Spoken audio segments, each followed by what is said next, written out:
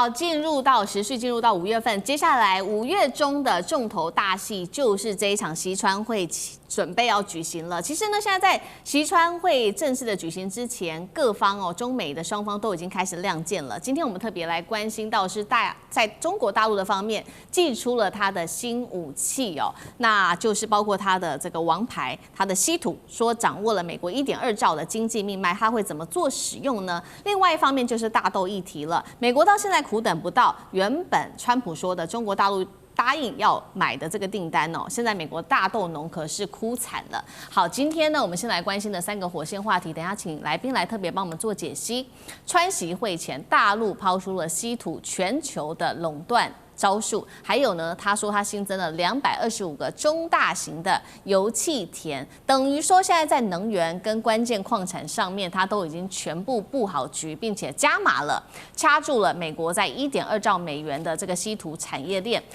这一场谈判，美国还有多少筹码，能不能对等出牌？等一下我们就会一起做关心。第二件事情刚刚讲了嘛，这个中国减少了对于美国的大豆进口。而且呢，减少幅度高达了83%，转去哪里了呢？转到了巴西去了。所以呢，川普说呢，原本中国答应他的4000万的采购，现在等于是落空了。接下来，美国川普如何面对他的农民呢？第三件事情是中国大陆的另外一招，减少对美国大豆的使用的方法，就是让猪农开始调整给猪吃的饲料配方，换句话说，已经少吃大豆了，改吃其他的粮食。在这样的之下，美国大豆还有没有回转空间？今天就这些议题，我们都会一起来做关心。我们看到川习会5月中要举行，在昨天这几天中美元首的这些最高层领袖已经开始交火对话了。我们看到最新消息是中国大陆的外交部长王毅跟美国国务卿卢比欧通话，中方指出，王毅提及台湾问题将会是接下来中美之间的一个最大风险，呼吁美方要信守承诺，做出正确的决定。另外，在财经方面，我们看到何立峰跟贝森特也通话了，一起关切的就是在于这个对华的经贸限制措施。政治方面，我们可以说是火花四射，但是我们看到在实质领域上，大陆则是祭出了各种王牌。首先，第一个王牌就是我们今天要特别来谈的稀土。大陆的资源部这边讲了，他说现在包括稀土在内，一共是14种的矿产储量，以及17种的矿产产量都居世界第一，而且呢，他们现在还有发现了225个中大型的油田以及气田，等于掐紧了美国的重要1.2兆美元的稀土经济命脉，占美国 GDP 的4%。而7种稀土当中，来自于路透社的最新报道。他说，7种稀土当中，光是这前5种稀土产量更是接近了100%。那所以节目一开始要特别请教张将军怎么看了？去年中国管制稀土让美国求挠，那么稀土这一次能不能中国靠稀土让美国认输呢？尤其是在这个美伊战事里面，有看到美国的武器消耗非常多，稀土的用量恐怕会需求越来越大。那张将军怎么看？我认为稀土是中国大陆的优势。因为中国大陆以前有一句话，这个中东有石油，中国有稀土。那美国稀土获得的数量，决定了美国军工的总产量。我们知道，包含发动机都要稀土包含通信设备、资讯设备，还有一些这些我们所讲到的电站设备、电子设备、光伏设备。通通都要稀土，包含我们讲医疗用的这些器材也要有稀土那为什么中国大陆在这一方面稀土它有优势？全世界的稀土的储量是1.2亿吨，那中国大陆就除了就是它的储量是4400万公吨，你看就占了1/3。1亿2千万，4400万，就知道占1/3。但是我们现在看生产量，这个问题卡在生产量。对，生产量，中国大陆在去年2025年，中国大陆生产了27万吨的稀土出来了，这些你们都要的这些山者主这些坑都是你们要的，总共27万吨，27万吨占了全世界的需求量的70%。你这个其他的所有的你刚才讲到的，包含巴西、马来西亚、越南、俄罗斯，通通加起来，你们通通加起来只占30%而已。你说这是集中在中国大陆，为什么中国大陆的稀土的开采的工具装备，中国大陆是领先的，而且要知道，开采稀土是有环境污染，甚至开采稀土会有放射线哦。这个都要就把关的，不是说我来挖就挖了，有放射线你不要得癌症了，我跟你讲，那放射线把你的细胞变成病变哦。你不要不知道哦，中国大陆在这方面技术上已经控制，所以它储量最多，产量也最多。好，那美国是全世界最大的兵工厂在哪里？在美国。我刚刚讲了，发动机所有通知设备、通电的设备。无线电都要有稀土，那我是不是就掐你？因为我刚刚讲过了，美国的稀土的获得量决定了美国的军工的总产量。你稀土来的少，那你就做那么多了。那现在有个问题卡在一个地方，因为包含美国、包含日本的都希望回收稀土，就是说，这个发动机报废了，是不是？还有那个这个无线电装备报废，里面有稀土，我们把它炼出来。但是问题是，这 reuse 啊，就 recycle 啊，缓不济急。你回收那么多稀土，回收的就那么多。对。那你还是要回到中国大陆去买？那中国就是卡这个，所以我认为这一次5月14号，川普到中国大陆访问，一定会谈稀土。你宽一点，因为我们这边生产设备、人力都没有问题，但是原料没有。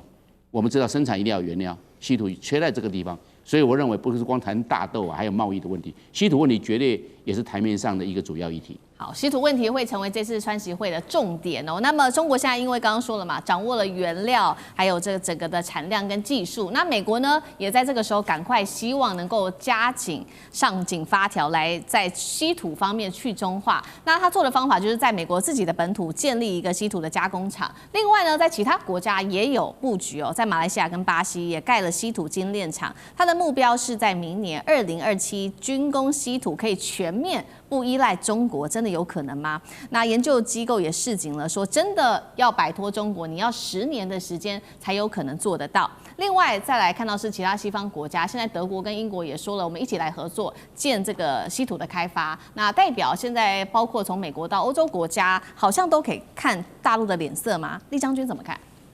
大家会不会觉得奇怪？以美国科技这么先进的国家，居然它没有稀土？为什么是这个样子？反而中国有稀土，为什么是这个样子？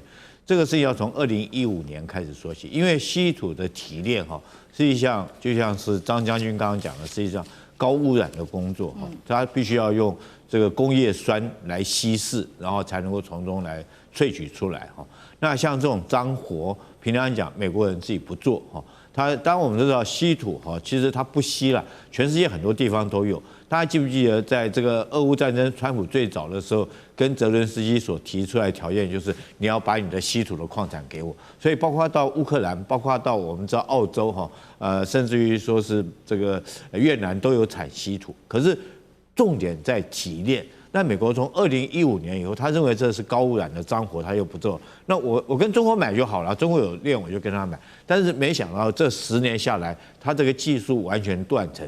但在这10年的过程之中，中国不断的精进它稀土提炼的工程，所以到现在我们讲说是稀土又有分重稀土跟轻稀土。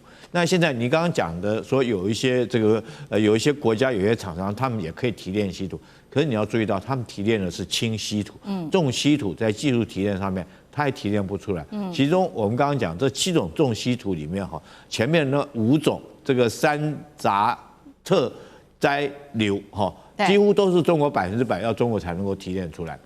那对美国影响有多大呢？今年这个当然去年这个中国大陆跟习近平跟川普在这个韩国会谈之后中国有解封了，就是让有些稀土可以出口到美国。那对川普来讲的话，如释大负。那当然，美国也释放出一些善意，譬如说在关税方面就不敢再对中国做这个卡脖子的卡关但是中国释放的毕竟是有限的，它还会管制，所以美国就想说自己来采购它必要的。那现在由谁来采购呢？我跟各位讲一个数据是五角大厦出来采购。五角大厦跟澳洲的一家叫做莱纳斯公司采购了9600万美金，你看这么庞大的金额，而且是由军方来采购。为什么由军方来采购呢？因为它就是用在军需的工业上面嘛，包括不管是飞机的发动机或导弹的性能，或者是电子战装备等等来讲，所以由五角大厦来采购。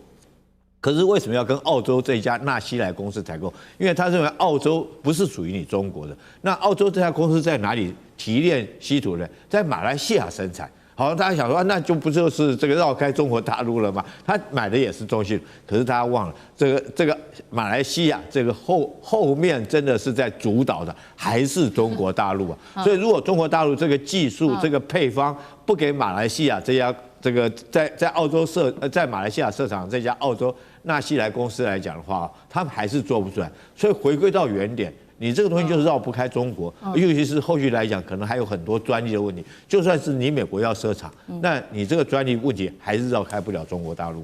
所以人家说这个稀土可以说是中国大陆手中非常重要的一个王牌之一。刚刚我们看的是稀土嘛，怎么样都绕不开中国大陆。那第二件事情，其实也是美国最担心的，就是大豆。川普说的这个中国不是之前已经答应好我了吗？说他要购买4000万吨的大豆，他当时呢还鼓励农民说，中国要买了，你赶快去买更大的拖拉机来用吧。结果呢，川普话这个说完，我们看到中美双方都没有证实这一项消息，而且呢，数据直接打脸的就是中美贸易休兵后，中国海关数据显示，今年的1到2月份，中国自美国进口大豆只有148.9万吨，年减幅高达83%，而中国去跟谁买了呢？跟巴西年增幅82%。再来一个重点就是，大陆现在让他们的猪只改不吃大豆了，吃其他的粮食哦。那么现在美国农民恐怕是笑不出来了。岳老师怎么看？这个非常有趣啊！这个是两位将军讲完了稀土以后，我在讲大豆。这个大豆到处都有啊，所有的东西买卖关系主要是看供需。供给跟需求之间，主要价钱就是供需之间的平衡，这就叫价钱。那么你这个东西的话呢，就是奇货可居啊，你非要不可。比如说台积电的这种超高级的芯片啊，你非要不可的话呢，价钱越高，人家抢着买。那稀土这边的涨价也有人抢着买啊。大豆这个情况就不一样了啊！大豆呢涉及到3方面。首先，第一个呢，大豆基本上呢没有任何技术性可言啊。像我们这个北方人的话呢，老早东北就有大豆啊，大豆不稀奇。大豆的话呢是也不算美国机械生产量很大。再加上基因改造，这个我们没话讲。但是呢，这个大豆你刚刚看那个数字非常清楚，就是不从美国买就从巴西进口，这个就是一个政治上的策略。啊，为什么呢？因为这个豆农本身呢，这个人数啊，终究是很多的。美国地也很大，大家知道，美国像艾欧瓦或者说是这个凯罗来纳那种大豆田的话，哇不得了啊，那个就用飞机施肥啊，用飞机来消这个叫杀虫啊什么的。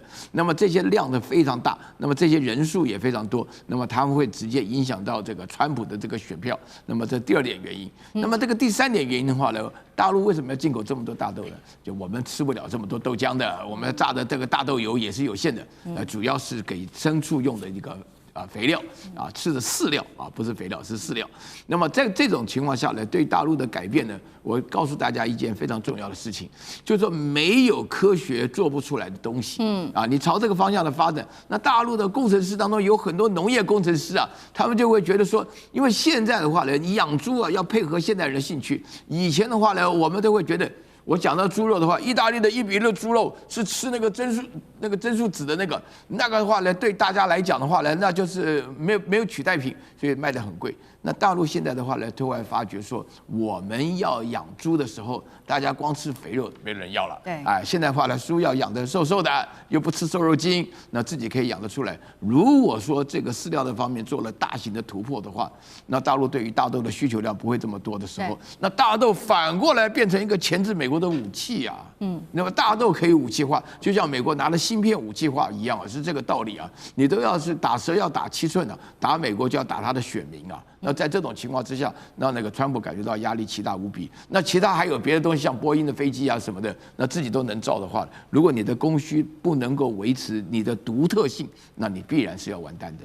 好，谢谢老师。那我们休息一下，马上回来。地缘政治、美中之争、战略价值、强权崛起。